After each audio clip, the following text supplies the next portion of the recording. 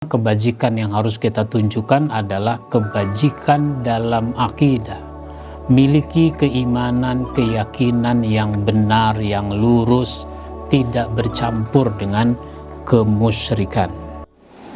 Assalamualaikum warahmatullahi wabarakatuh. Alhamdulillahilladzi an'amana bini'matil iman wal islam.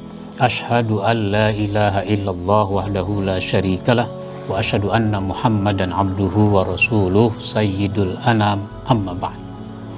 Saudaraku, para pemirsa dimanapun Anda berada, semua kita ingin termasuk orang yang benar, orang yang takwa. Untuk benar, untuk menjadi takwa, Allah sebutkan bahwa kita harus melakukan kebajikan. Al-birru, kebajikan. Al-birru itu kumpulan dari kebaikan. Jadi kebajikan itu adalah kebaikan yang banyak. Nah, di dalam surat Al-Baqarah ayat 177 Allah sebutkan bentuk-bentuk kebajikan yang harus kita wujudkan dalam kehidupan kita kalau kita ingin termasuk orang yang benar, orang yang takwa. Allah berfirman, a'udzubillahi minasyaitonir rajim, laisal birra an tuwallu wujuhakum qibalal masyriqi wal maghribi. Kebajikan itu bukanlah menghadapkan wajahmu ke timur atau ke barat. Walakinnal birra, tetapi kebajikan itu adalah yang pertama, man amana billah wal yaumil akhir wal malaikati wal kitabi wan nabiyyin. Ini berarti kebajikan dalam akidah. Jadi yang pertama, kebajikan yang harus kita tunjukkan adalah kebajikan dalam akidah. Miliki keimanan, keyakinan yang benar, yang lurus, tidak bercampur dengan kemusyrikan. Kebajikan dalam iman itu adalah beriman kepada Allah dan kepada hari akhir. Beriman kepada Allah, kepada hari akhir ini sangat penting, sehingga penyebutannya sering dirangkai. Dalam hadis begitu juga, man amana billah wal yaumil akhir falyakul khairan aw liyasmut. Siapa beriman kepada Allah dan kepada hari akhir, hendaklah berkata yang baik atau diam. Termasuk kebajikan dalam akidah adalah beriman kepada malaikat, kepada kitab, kepada nabi. Ini semua harus kita imani. Dan inilah namanya kebajikan dalam akidah. Sayyid Qutb di dalam tafsirnya Fi Zilalil Quran itu menyebutkan bahwa iman kepada Allah merupakan titik perubahan dalam kehidupan umat manusia. Jadi orang mau berubah itu dimulai dari keimanan kepada Allah Subhanahu wa ta'ala, yang dilanjutkan dengan keimanan kepada malaikat, keimanan kepada kitab, kepada para nabi. Yang kedua di dalam ayat ini adalah kebajikan dalam amal. Kebajikan dalam amal itu disebutkan kalimatnya wa atal mala ala hubbihi zawil qurba wal yatama wal masakin wabnas sabil wassailina wa fir riqab wa aqamas shalah wa ataz zakah. Ini kebajikan dalam amal, yaitu engkau memberikan harta yang dicintai, memberikan harta yang dicintai kepada siapa? Kepada kerabat. Jadi kalau kita berbagi, bagus berbagi yang kita sendiri masih senang dengan apa yang mau kita bagi. Pakaian masih senang kita pakai, makanan masih enak, masih kita nikmati, uang juga kita butuhkan. Nah, itu begitu. Jangan berbagi sesuatu yang kita sendiri sudah tidak senang, kita nggak suka. Misalnya makanan sudah hampir basi, udah kasih daripada basi. Nah begitu. Pakaian udah kasih daripada nyempit-nyempitin lemari. Nah, ini namanya memberikan sesuatu yang kita sendiri sudah nggak suka. Berikan sesuatu yang kita cintai berupa harta. Kepada siapa? Kepada kerabat, kepada anak yatim, kepada orang miskin, kepada orang yang dalam perjalanan,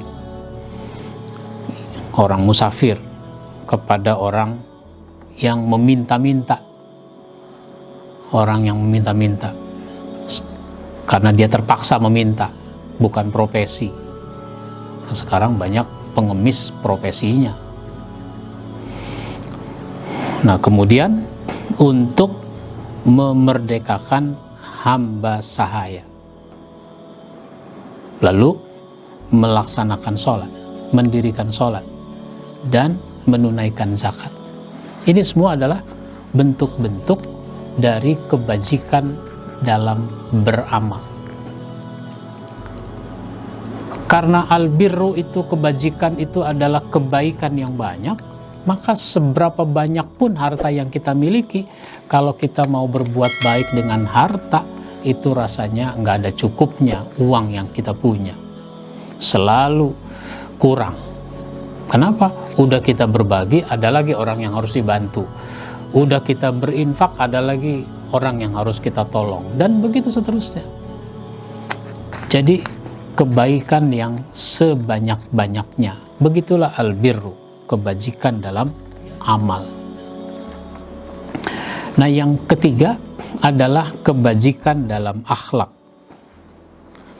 Di dalam ayat ini kita tunjukkan kebajikan dalam akhlak yang tercermin pada kalimat wal mufuna bi ahdihim iza ahadu, yaitu memenuhi janji apabila berjanji, tepati janji apabila kita berjanji.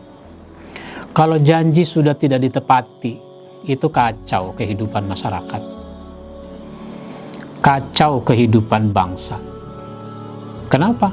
Karena orang nanti akan saling curiga, orang saling kehilangan kepercayaan. Pemimpin yang tidak menepati janji, itu hilang kepercayaan dari orang-orang yang dipimpinnya. Sebagus apapun dia ngomong, orang tidak percaya. Paling ngomong doang. Nah, kalau seseorang dengan orang lain berjanji, ya sebut saja misalnya si A pinjam uang kepada si B. Berapa? 1 juta. Kata si B, kapan mau bayar?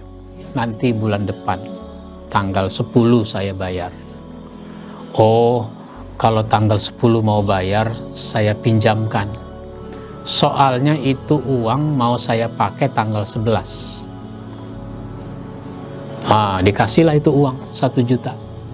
Dengan harapan tanggal 10 bulan depan dibayar. Ternyata tanggal 10 udah sore, belum ada tanda-tanda dibayar. Udah malam, wah mulai gelisah dia. Ini kok udah malam belum juga bayar utang. Padahal ini besok mau dipakai siang.